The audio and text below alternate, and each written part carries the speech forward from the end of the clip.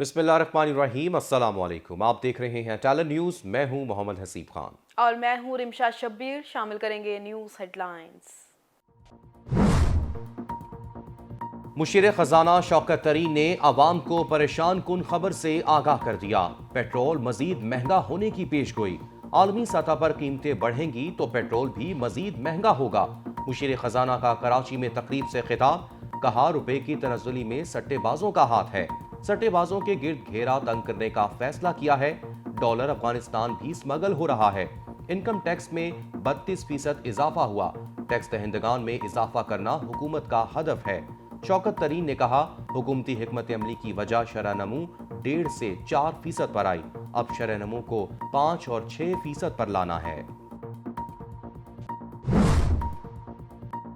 Opposition का कानून साजी के मामले में हुकूमत का साथ न देने का फैसला। हुकूमत चेयरमैन नैब की तकर्री के मामले में आइन की रूह की खिलाफ वर्जी चाहती है। शख्सी बुनियादों पर कानून साजी के मामले में हुकूमत का साथ नहीं दिया जा सकता।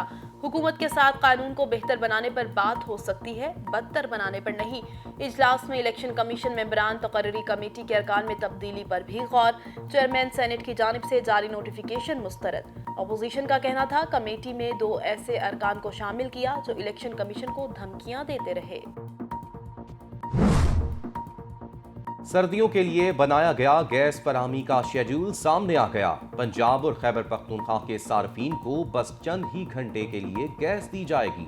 सुई नॉर्दर्न ने घरेलू सार्फिन के लिए सुबह, दोपहर और शाम को गैस देने का शेड्यूल तैयार कर लिया। पंजाब और खैबर पख्तूनख्वा के घरेलू सार्फिन को सुबह 5:30 बजे से 8:30 बजे तक गैस मिलेगी। दिन 11:30 बजे से दोपहर 2 बजे तक और शाम 4 बजे से रात 10 बजे तक गैस मिलेगी। सुई नॉर्दर्न कंपनी के तर्जमान के मुताबिक गैस की फराहमी के शेड्यूल का नफाज दिसंबर से फरवरी तक होगा।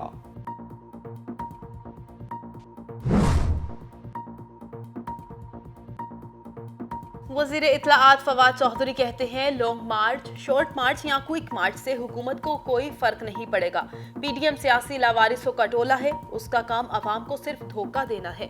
मौलाना फजलुर रहमान पैदर पे नाकामियों के बाद अपने होशो हवास खो बैठे हैं।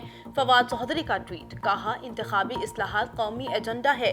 तमाम सियासी जमातें आईनी तरामीम के लिए आगे बढ़ी। वफाकी वजीर ने कहा कि हुकूमत ऐसा इंतखाबी निज़ाम तरतीब देना चाहती है जिसके तहत तमाम क़यादत इंतखाबी नताइज पर एतमाद करे।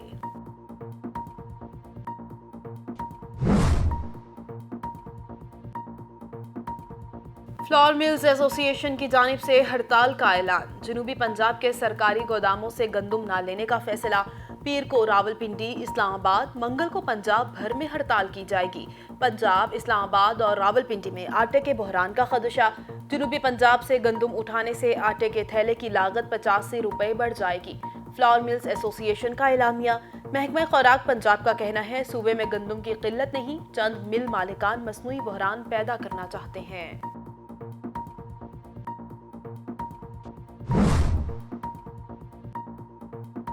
नाज़िम जोखियों कत्ल केस की तहकीकात में अहम पेशरफ्त। मकतूल नाज़िम जोखियों का मोबाइल फोन और कपड़े जाम हाउस के करीब कुएं से मिल गए।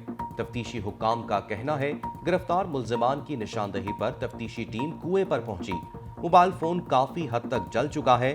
नाज़िम जोखियों कत्ल केस में पीपल्स पार्टी के रुकने सिंध असम्बली जाम ओवैस और उनके 2 मुलाजमीन समेत 5 अफराद जेरे हिरासत हैं। काबुल में मुसाफिर बस में धमाका, 6 अफराद जाँ बहक, 7 जख्मी। जख्मी होने वाले करीबी अस्पताल मुंतकिल।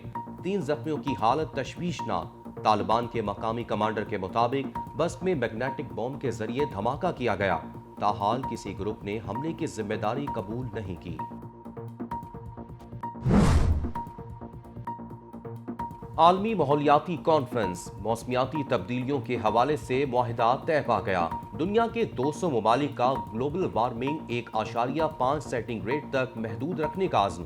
ग्लासगो मौसमियाती मुआहिदे में कोयले के इस्तेमाल को कम करने की मंसूबाबंदी की गई। कोयले का इस्तेमाल ग्रीन हाउस गैसों के लिए खतरनाक है। इजलास में मुतफ़क़ा फैसला।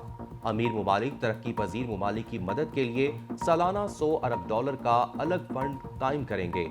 मुसव्वदे में अक़वाम आलम से दरख्वास्त की गई کہ وہ اگلے برس کی ماحولیاتی کانفرنس سے متعلق اپنے اہداف کے بارے میں تفصیلات فراہم کریں۔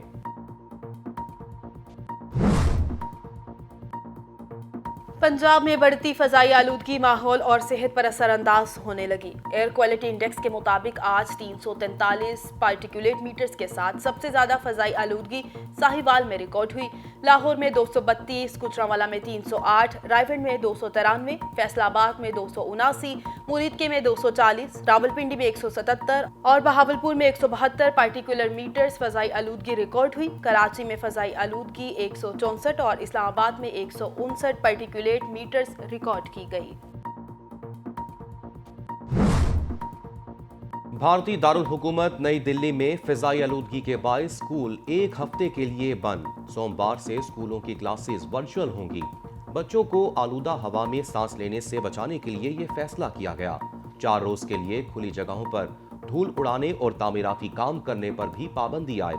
وزیر اعلیٰ اروند کیجریوال کی میڈیا سے گفتگو، کہا سرکاری ملازمین کو گھروں سے کام کرنے کے لیے پابند کیا گیا ہے۔ مرکزی آلودگی کنٹرول ادارے کے مطابق گزشتہ روز نئی دلی میں air quality index 437 points record کی گئی۔ بلوچستان کے علاقے بیلا کے قریب RCD شاہراہ پر مسافر کوچ پل سے ٹکرا کر کھائی میں جا گری۔ حادثے میں 3 افراد جاں بحق اور 10 زخمی ہو گئے۔ مسافر کوچ کوئٹہ سے کراچی جا رہی تھی۔ تیز رفتاری کے باعث پل سے ٹکرا کر کھائی میں جا گری۔ ریسکیو رضاکاروں نے زخمیوں کو اسپتال پہنچایا، جہاں سے شدید زخمیوں کو کراچی منتقل کر دیا گیا۔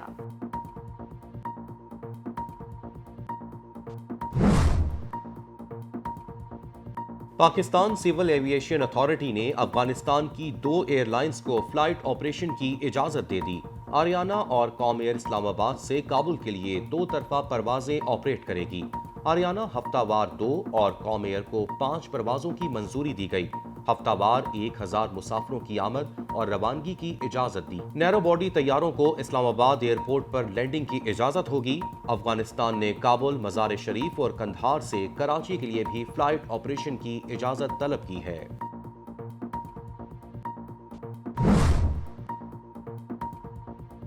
احساس راشن پروگرام شروع ہو گیا۔ 40 ملین لوگوں کی درخواستیں جمع، 1 ملین افراد کامیابی سے رجسٹرڈ ہو چکے ہیں۔ وزیر اعظم کی معاون خصوصی ثانیہ نشتر کا کہنا ہے ماہانہ 1000 روپے کی سبسڈی ہر خاندان کو دی جائے گی۔ کرونا وائرس سے اموات کا سلسلہ تھم نہ سکا، مزید 11 افراد جاں بحق ہو گئے۔ مجموعی اموات کی تعداد 28,606 ہو گئی۔ گزشتہ 24 گھنٹوں کے دوران مزید 263 کرونا کیسز رپورٹ ہوئے۔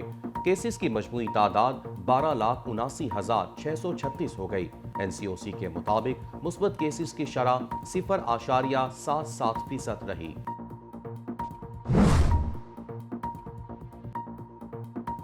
پنجاب میں ڈینگی کے 345 کیسز رپورٹ، 5 افراد جان کی بازی ہار گئے۔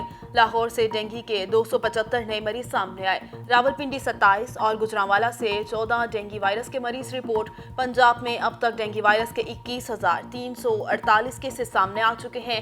محکمہ صحت پنجاب کے مطابق ڈینگی وائرس کے 1,724 مریض ہسپتالوں میں زیر علاج ہیں۔